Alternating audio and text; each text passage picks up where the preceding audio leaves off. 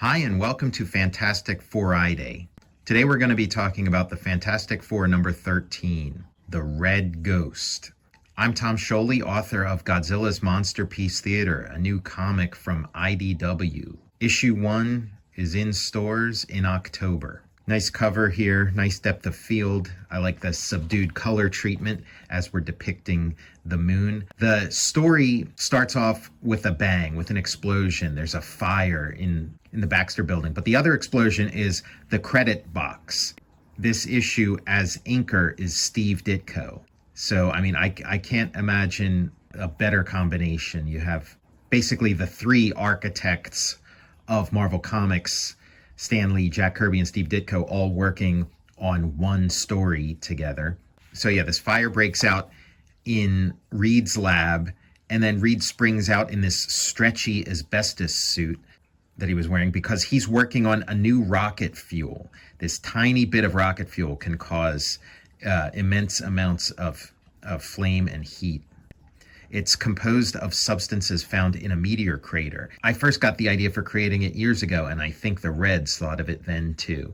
So this is a space race issue, and just looking at the thing penciled by Kirby and inked by Steve Ditko is really amazing. The thing has never looked like this before and never will again. Ditko's calligraphy is just amazing, and the thing, it looks almost like Ditko's using the thing as a blotter, as a way of getting like excess ink off of his brush or off of his dip pen to kind of get it going. And the line work is just so, it's so alive. It's so raw and so lush. The Fantastic Four are getting a look that they'll never get with any other inker. And the thing is the most emblematic of that. And so we get the introduction of the Red Ghost. He's trained these apes to do all kinds of amazing things. And now with this fuel, Reed is ready for a mission to the moon, to the mysterious blue area of the moon, which becomes a famous part of Marvel geography from here out. And the space race is on. The Red Ghost is doing the exact same thing, and his ship is piloted by these super apes. You know, a reference to, the early space missions were not manned. They'd have animals. They'd have a dog or a chimpanzee or something in the spaceship to sort of test things out before you put a human being in there. So we have these two takeoffs. Ditko's inking, like Wally Wood, he tends to dominate when he inks. The Ditko aesthetic really takes over, and that Red Ghost spaceship really looks like a Ditko spaceship. And then we have here the Red Ghost wants to reenact the same accident, the same process that gave the Fantastic Four powers. He wants to deliberately do that. So he's going through the cosmic rays, not only with a ship that is not shielded, but it's also it's transparent. It's got a transparent shell, allowing maximum cosmic rays to get in there as he's strapped down.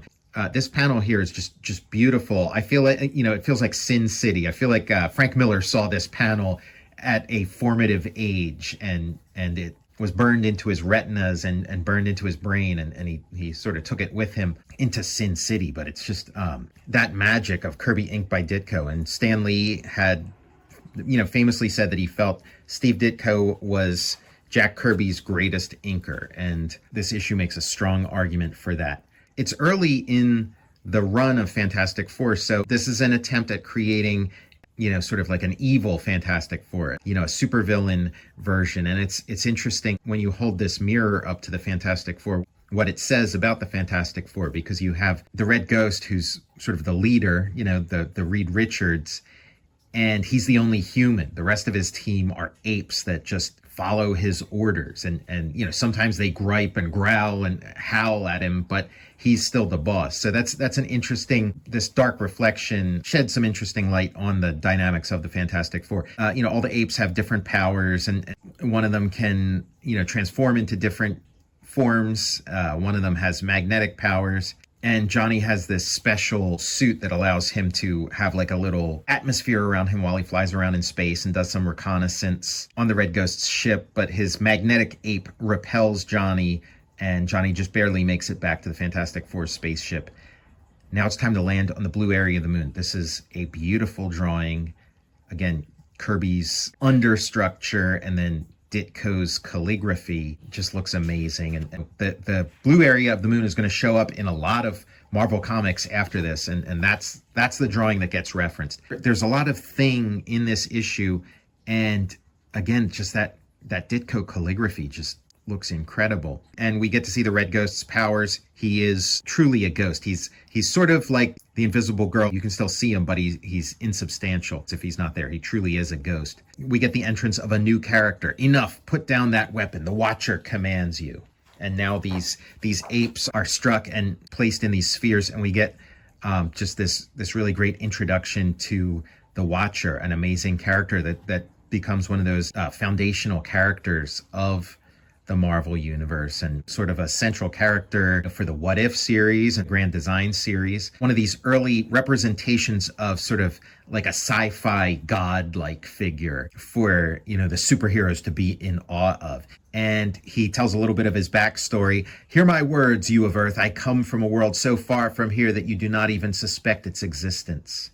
Our entire home planet is one vast, gigantic computer. So we see this cutaway, and you see that the core of the planet is a giant computer, Cybertron or something. Jim Starlin's Titan, the home world of Thanos and all those characters that are part of his Captain Marvel mythology, it feels like it's a direct reference to this particular moment. He's showing, all the things he's witnessed in his time as a Watcher, never to intervene, and seeing all kinds of species come about and some great civilizations destroy themselves. And so you're welcome to destroy yourself. Sooner or later, both your nations may engage in a war which might devastate your entire planet. That is not my concern. But now you bring your conflict to the moon, to my domain. I will tolerate no large-scale war here. Instead, you and only you shall fight it out. I have spoken. The Watcher is letting them battle it out in this, old, ancient ruined city on the moon. Just a great detail to begin with. And again, Chris Claremont and John Byrne obviously read this comic because they do almost a reenactment of this in the Death of Phoenix storyline, like a breathtaking vista here. And then the Red Ghost has this ice gun. Reed takes the hit. It was meant for Johnny, but Reed takes the hit. The rest of the team spring into action, but the Super Apes take them by surprise. And there's a Thing equivalent in the Super Apes, and the color of this Super Ape that has the strength of the Thing it's like one tiny shade away from being the orange of the Thing. So this good visual match. And the magnetic ape carries the Invisible Girl away onto this really cool looking shuttle, and then out of the junk that they find in the ruined city, they build a little jet engine. But what do we use for a motor? We've got a ready-made motor. Torch, get inside that cylinder and do what I told you. Reed Richards is sort of barking out orders. Nobody gets credit for their achievements according to the dialogue. It's all Reed's idea. He's the Red Ghost, and the rest of you guys are his Super Apes. The Red Ghost is holding Sue captive, and she does a little bit of electronics work and disables the force field that's holding the Super Apes, and they smash their way out of there, and so she's able to escape as well. And now the Red Ghost has found his way into the Watcher's, greenhouse, his little palace. Exactly what the Watcher didn't want. And it's beyond human understanding. It's too alien, too different. I don't even know what I'm looking at. Makes me wonder if, Alan Moore read this and then went on to write Marvel Man, where he, describes the alien spaceship in a similar way, where, of the things being beyond human, and where you almost get sick looking at the architecture because you just don't understand it. The big Watcher face comes in, and he sends the Red Ghost on a trip through time and space to go to the distant past and the distant future, and then kicks him out of his little palace. As he gets kicked out, Reed Richards zaps him with this new invention he came up with. I designed this paralysis ray to operate on the same molecular level as his own atomic body structure. The contest is over. You have triumphed. And my mission, too, is at an end. He tells the Fantastic Four that he likes the cut of their jib. Farewell. Space is your heritage. See that you prove worthy of such a glorious gift. So it's a little space age parable. But we get a nice little epilogue where one of the super apes finds the discarded paralysis ray and unfreezes the red ghost. Wait, why are you staring at me that way? Aiming the ray at me. Your eyes, they're gleaming with hatred, with vengeance. Stay back, do you hear me? I am your master. I made you what you are. Stay back.